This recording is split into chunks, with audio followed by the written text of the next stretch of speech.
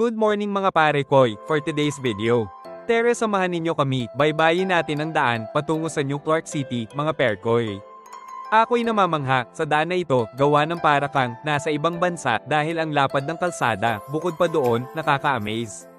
Biniyak nila ang bundok at doon tumagos ang kalsada. Isa na naman magandang proyekto ng gobyerno natin ito, mga parkoy. Mas mapapabilis ang biyahe. Papuntang Kapastalak mga parkoy. Mas madali mong marating ang mga tourist destination gaya ng Monasterio de Tarlac at Sishubar. At ilan lamang yan mga parkoy, pwede mong pasyalan dito sa Tarlac.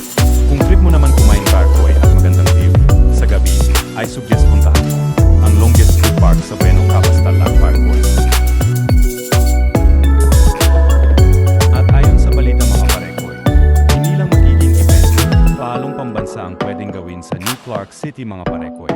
Ang ilan daw sa mga sangay ng gobyerno dito daw ililipat mga parekoy.